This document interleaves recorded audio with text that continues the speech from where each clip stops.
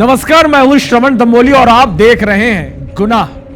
जो डर गया समझो मर गया। ये फेमस फिल्मी डायलॉग आप सबने सुना ही होगा, लेकिन अब ये डायलॉग क्राइम के ऐसे केसेस पर भी लागू हो रहा है जो इन दिनों भारत में आम हो चला है। जी हां, हम बात कर रहे हैं डिजिटल अरेस्ट की। लोगों को डराकर, उन्हें झूठी धमकियां देकर इस कदर मजबूर कर दिया जाता है कि वो अपना सब कुछ लुटा बैठते हैं। ताजा मामला बिलासपुर से सामने आया है, जहां पोर्न देखने के नाम पर एक व्यक्ति से लाखों रुपए की ठगी को अंजाम दिया गया।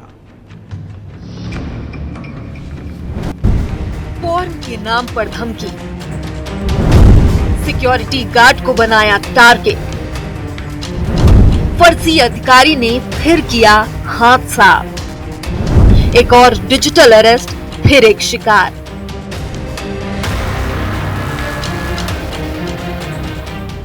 बिलासपुर में एक सिक्योरिटी गार्ड ऑनलाइन ठगी का शिकार हो गया। साइबर ठगों ने उसे मोबाइल पर पोर्न वीडियो देखने का आरोप लगाकर डराया, उसके खिलाफ केस दर्ज होने का झांसा दिया, जिसके बाद उसे डिजिटल अरेस्ट करने की धमकी देकर किश्तों में 4 लाख रुपए वसूल किए। मामला सकरी थाना क्षेत्र का है। पुलिस से मिली जानकारी के अनुसार सकरी निवासी दिलीप तिवारी निजी संस्थान में सिक्योरिटी गार्ड है। उसके मोबाइल पर कुछ समय पहले अनजान नंबर से कॉल आया। कॉल करने वाले ने खुद को केंद्रीय जांच एजेंसी का अधिकारी बताते हुए गार्ड पर अश्लील वीडियो देखने के आरोप लगाए। कहा कि उसके खिलाफ केस दर्ज है और उसको डिजिटल अरेस्ट किया जा सकता है। फर्जी अधिकारी की बातों को सुनकर दिलीप डर गया, जिसका फायदा उठाकर जालसाजों ने उससे रुपयों की डिमांड की। गार्ड ने किश्तों में जालसाजों के बताए खाते में करीब 4 लाख रुपए ट्रांसफर कर दिए। इसके बाद भी साइबर ठग उससे और रुपयों की डिमांड करने लगे। सिक्योरिटी गार्ड दिलीप तिवारी ने साइबर ठगों को अफसर समझकर रुपये देने के लिए रिश्तेदारों और परिचितों से कर्ज लिया, जिसके बाद वो और कर्ज के लिए गिड़गिड़ाने लगा। रिश्तेदारों ने जब उससे रुपयों के संबंध में जानकारी ली तो वो गोलमोल जवाब देता रहा। उसकी बातों पर रिश्तेदारों को भरोसा नहीं हुआ, तब उस पर दबाव डालकर पूछताछ की, जिसके बाद बड़ी मुश्किल से उसने पूरी बात बताई। दिलीप की बातों को सुनकर रिश्तेदारों ने उसे साइबर ठगों को पैसे देने के बजाय पुलिस से शिकायत करने की बात कही। उनके कहने पर सिक्योरिटी गार्ड थाने पहुंचा और पुलिस को घटना की जानकारी दी। सकरी थाने में शिकायत करने के बाद पुलिस ने मामले में धोखाधड़ी का केस दर्ज किया है। गार्ड के खाते से ट्रांसफर हुए 2 लाख रुपए को होल्ड कराया गया है। बाकी के 2 लाख जालसाज अलग अलग खातों में ट्रांसफर कर चुके थे, लिहाजा पुलिस मामले की जाँच कर रही है। Crime desk, IBC 24। शादी के वक्त 7 फेरे लेते समय भिलाई में रहने वाले मुकेश और कुलेश्वरी ने साथ जीने मरने की कस्में खाई थी। उन्होंने अपनी कसम पूरी की और कल रात कसम निभाकर दोनों एक साथ दुनिया छोड़कर चले गए। लेकिन ये सब कुछ उनकी मर्जी से नहीं हुआ। इसके पीछे एक अपराधी है जो फिलहाल फरार है। इधर भिलाई के लोगों में आक्रोश है और मृतक के परिजनों में दुख।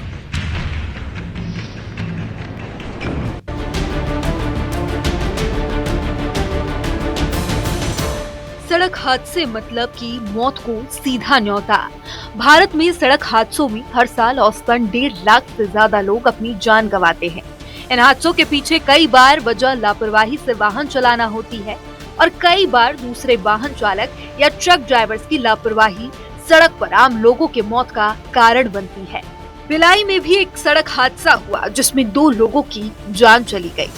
2 महीने पहले कोहका निवासी मुकेश और कुलेश्वरी की शादी हुई थी।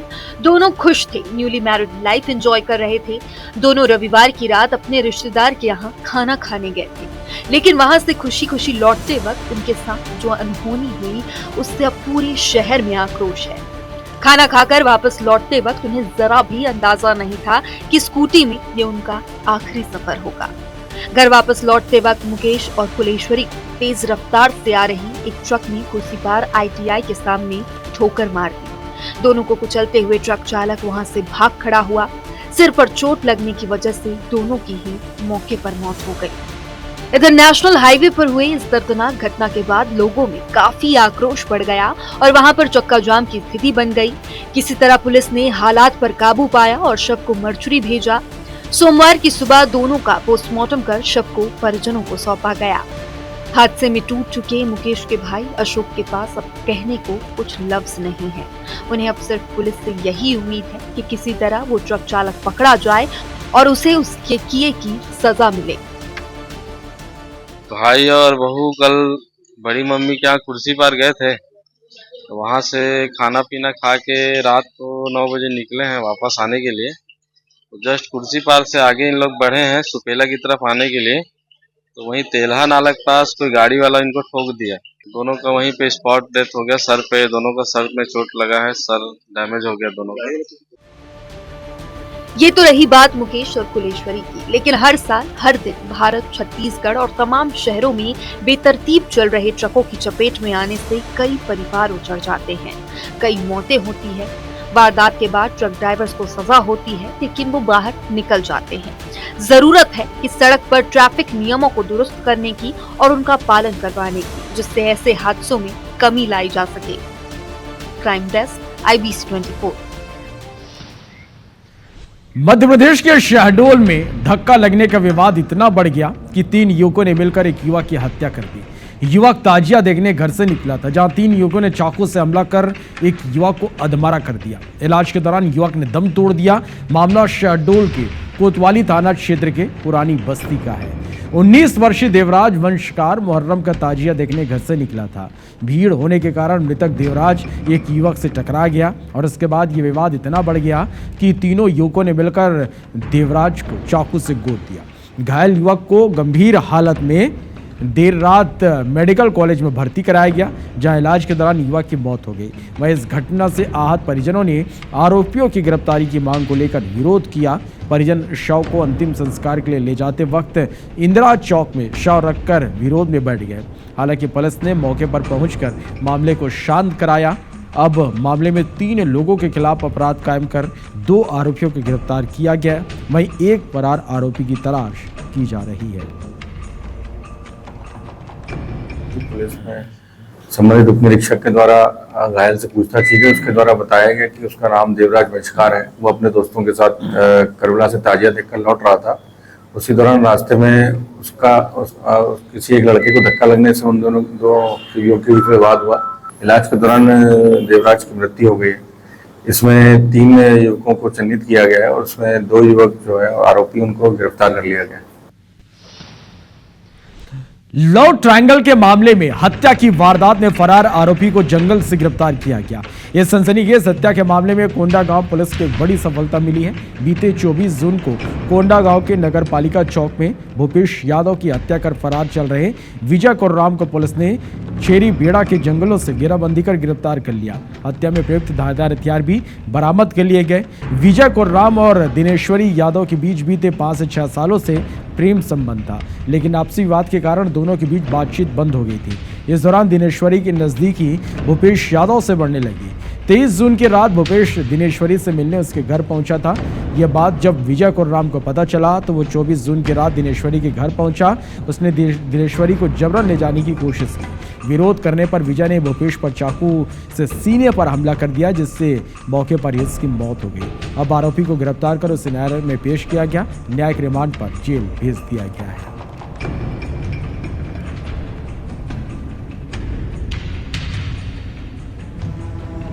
प्रेम संबंध के मामले में अपनी प्रेमिका के आशिक की हत्या कर दी गई थी, जिसमें उसके वो फरार घोषित हुआ था।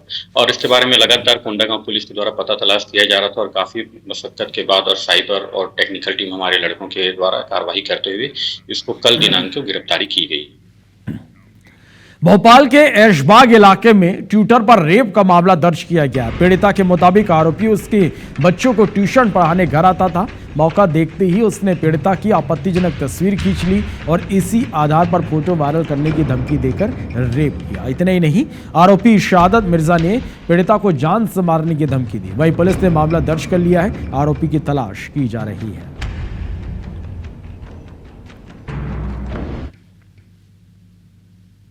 फरियादिया पीड़ित महिला ऐशबाग थाने आई जिस अपने पति के साथ, और उसने रिपोर्ट दर्ज कराई है कि उसके 3 बच्चों को पढ़ाने के लिए जो ट्यूटर उनके घर पे आता था, वो मौका देखकर उस महिला के साथ उसने कई बार उसके साथ बलात्कार किया है। महिला के द्वारा अपने पति को ये बात बताई गई है 5 तारीख को, और 6 तारीख को महिला ने आकर थाने में अपने पति के साथ ये रिपोर्ट करवाई है। संबंधित धाराओं में अपराध पंजीबद्ध किया गया है। बीते महीने राजा रघुवंशी हत्याकांड से पूरे देश में सनसनी फैल गई थी। जिस तरह से सोनम ने राजा को हनीमून पर ले जाकर उसकी हत्या की वारदात को अंजाम दिया, उससे पूरे पुरुष और पति समाज में खौफ फैला हुआ है। इस हत्याकांड के बाद से लगातार पतियों की हत्या की खबरें आ रही हैं। राजा रघुवंशी हनीमून मर्डर मिस्ट्री के बाद डर का माहौल फैलता जा रहा है, तो अब लोग अपने वैवाहिक रिश्तों में हो रहे धोखे और तनाव को लेकर जाहिर सूचना जारी करने लगे हैं। राजा सोनम केस से डरे एक पति ने अपनी पत्नी के अफेयर की सार्वजनिक जानकारी को जाहिर सूचना के तौर पर प्रकाशित करवाया। इंदौर के सिलिकॉन सिटी में रहने वाले एक युवक ने अपनी पत्नी के खिलाफ गंभीर आरोप लगाए। उसका कहना है कि उसकी पत्नी का अफेयर बीते 7 सालों से सचिन साहू नामक व्यक्ति से चल रहा है और इसका विरोध किया तो जान से मारने की धमकी मिल रही है। युवक से बातचीत की हमारे संवाददाता अंशुल मोकाती ने। राजा सोनम केस के बाद अब लगातार जो खौफ है पतियों में वो नज़र आने लगा है। इस वक्त हम इंदौर में हैं और एक जाहिर सूचना इंदौर के अखबारों में चर्चाओं में बनी हुई है, जो कि एक व्यक्ति हैं इंदौर के, उनके द्वारा ही दी गई है। और दीपक साहू जिनने ये जाहिर सूचना दी है अपने पत्नी और उसके प्रेमी के लिए, वो हमारे साथ मौजूद है। दीपक, एक जाहिर सूचना जो है वो हमने देखी है, ये जाहिर सूचना क्यों दी गई और क्या पूरा मामला आ रहा है? सर, मेरी पत्नी के और सचिन साहू के अवैध संबंध हैं 7 सालों से। तो सर, मेरे को हमेशा मेरी पत्नी कहती है तुमको हम मार देंगे, काट देंगे, तुम अभी हमको पहचानते नहीं हो। सर, मैं अपने खुद के घर में रात में 8 बजे जाने की जगह रात में 1-1 बजे पहुंच रहा हूं कि ऐसा नहीं कोई आदमी मेरी जासूसी करके मेरे बच्चे को मार दे या मेरे को मार दे। जाहिर सूचना देने की नौबत क्यों आई? क्या जाहिर सूचना देने मेरे को अपनी जान का डर लगने लगा है बहुत ज़्यादा। मतलब ये मेरी हत्या और मेरे बेटे की हत्या कभी भी हो सकती है। सचिन साहू बहुत बड़ा बदमाश है और वो कभी भी हम लोगों की हत्या करा सकता है। बेटे को लेकर के भी क्या मारपीट होती थी घर में? ऐसी कोई जानकारी? मेरी वाइफ मेरे बच्चे को मारती थी, बहुत मारती थी और कहती थी कि अगर तुम बता बेटा कि तुमने किसी को बताया तो हम तुम बाप बेटे को जान के इससे मार देंगे। जाहिर सूचना जब आपने दी अखबार में, उसके बाद से पत्नी ने क्या बोला आपसे? कुछ उसका रिएक्शन आया? सर, मैंने पत्नी से 2 घंटे बात की थी। पत्नी का एक ही कहना है, मेरे को 6 महीने का समय दीजिए। सर, आप बताइए इतना बड़ा मैटर होने के बाद कौन समय देगा? मैंने अभी अपनी पत्नी को बोला कि देखो जो हुआ, तुमसे जो गलती हुई, तुम अपने बॉयफ्रेंड को छोड़ दो, क्या हम उसको नहीं छोड़ सकते। तो हमारे साथ दीपक साहू थे। दीपक साहू ने एक जाहिर सूचना दी है अखबारों में और उस जाहिर सूचना जो है इंदौर में चर्चाओं का विषय बनी हुई है, जिसमें कि उन्होंने अपने पत्नी और उसके प्रेमी को लेकर के कई बातें कही हैं और कहा है कि अब मुझे सब जो इंदौर में सोनम हत्याकांड हुआ है उसके बाद से मुझे भी डर लगने लगा है और घर जाने में भी अब मुझे डर लगता है। कैमरा पर्सन नंदन सिंह पवार के साथ अंशुल मुकाती, IBC 24 इंदौर। सिवनी में ऑनलाइन ठगी के बाद सुसाइड का मामला सामने आया। दरअसल जिले के टूंडा सिवनी थाना इलाके के रहने वाली 2 युवतियों के साथ ऑनलाइन ठगी हो गई। धोखाधड़ी से परेशान दोनों युवतियों ने जहर खा लिया। इसके बाद उन्हें स्थानीय अस्पताल ले जाया गया, जहां एक युवती ने दम तोड़ दिया जबकि दूसरी युवती की हालत गंभीर है। युवती की नाजुक हालत को देखते हुए उसे महाराष्ट्र के नागपुर में इलाज के लिए रेफर कर दिया गया, जहां उसका इलाज जारी है। वहीं पुलिस पूरे मामले की बारीकी से जांच में जुट गई है और ऑनलाइन ठगी के आरोपियों को जल्द पकड़ने का दावा भी कर रही है। कि 2 अज्ञात युवतियों के द्वारा, जिसमें से एक बालिग है एक नाबालिग है, इनके द्वारा एक को कोई अज्ञात जहर का सेवन किसी कारणवश कर लिया गया है। ये कुछ ऑनलाइन पैसे के ट्रांसफ़र को लेके वो घटनाक्रम पूरा घटित हुआ है। बच्ची यह संभवतः उस दबाव में थी कि वो पैसे परिजनों को भुगतान करने होंगे, इसके चलते वो जहर का सेवन कर लिया गया है। एक युवती की मृत्यु हो गई है और एक अभी अग्रिम उपचार हेतु नागपुर के लिए रेफर है। तो इसमें जाँच आगे जारी है। दुर्ग जिले के बाल संप्रेक्षण गृह में एक बड़ा मामला सामने आया। यहां एक आबकारी बालक के साथ इसी संस्थान के परीक्षा अधिकारी ने अनाचार की घटना को अंजाम दिया। यौन उत्पीड़न से तंग आकर आबकारी बालक निरीक्षण में आने वाले अधिकारियों को लगातार शिकायत करता रहा, लेकिन शिकायत पर कोई कार्रवाई नहीं हुई। वहीं न्यायालय के संज्ञान में मामला आने के बाद महिला एवं बाल विकास विभाग ने पुलगांव थाने में पहुंचकर शिकायत दर्ज कराई। पुलिस ने जांच के बाद आरोपी अधिकारी राजकुमार सूर्यवंशी के खिलाफ पॉक्सो सहित अन्य धाराओं के तहत अपराध पंजीबद्ध कर आरोपी को हिरासत में ले लिया है। पूछताछ जारी है।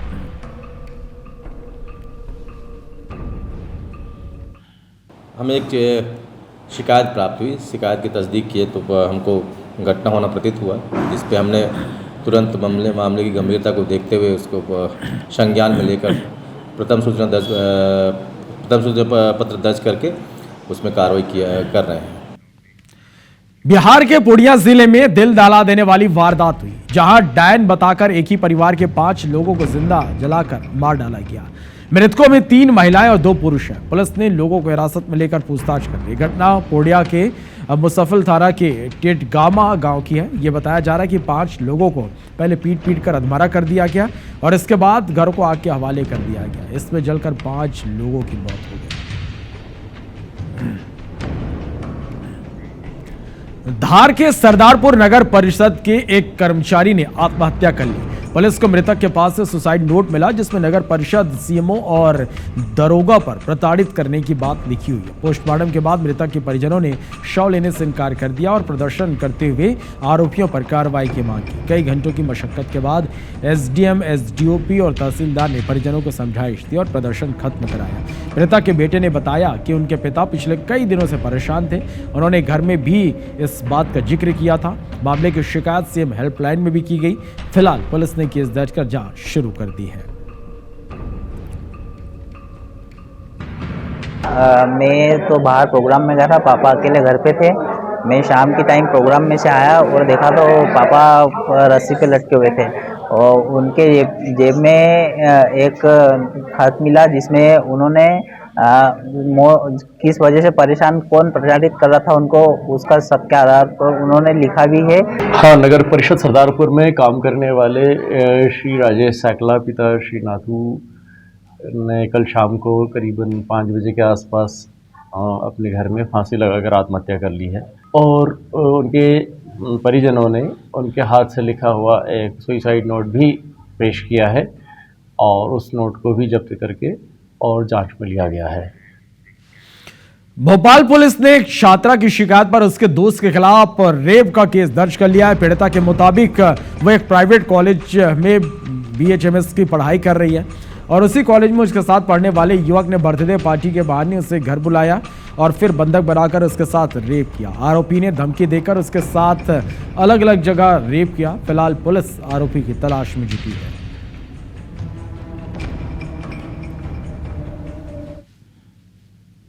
कल एक फर्स्ट ईयर पास आउट एक लड़की रातीबर थाने में आई थी, जिसके द्वारा बताया गया कि उसके साथ उसी कॉलेज में सेम क्लास में पढ़ने वाला एक लड़के ने 15 मई को उसे बताया था कि कोई बर्थडे पार्टी करनी है, तो घर पे बुलाया था अपने। 16 मई को वो लड़की उस लड़के के रूम पे गई है, जहाँ पर उसके द्वारा अकेली होकर उसके साथ बलात्कार की घटना की गई है।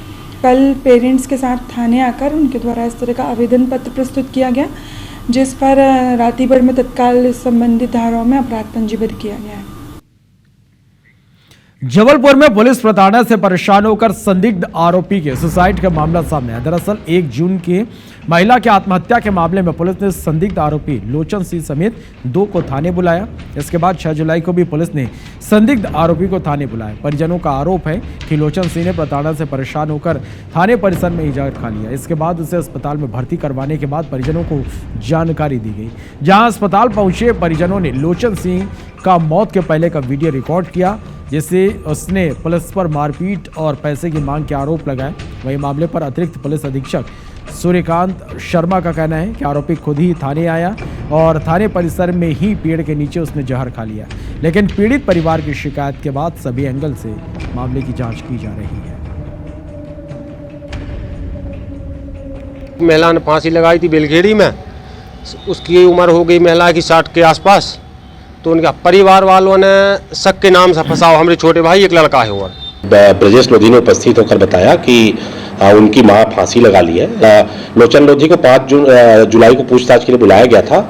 पुलिस वालों से कहता है कि वो गांव वाले मुझे रामरती बाई की फांसी में लटकाने को लेकर ताने दे रहे हैं, इसलिए मैंने सल्फास खा लिया है। इस सूचना पर तत्काल थाने वाले उसको लेकर शाहपुरा अस्पताल जाते हैं और जहां से मेडिकल रेफर किया जाता है, जहां उसकी मृत्यु हो जाती है। इसमें भी मर्ग दर्ज है और इसमें जांच की जाएगी। चलो तो गुनाह में फिलहाल इतना ही। एक छोटे से ब्रेक ले रुकते हैं।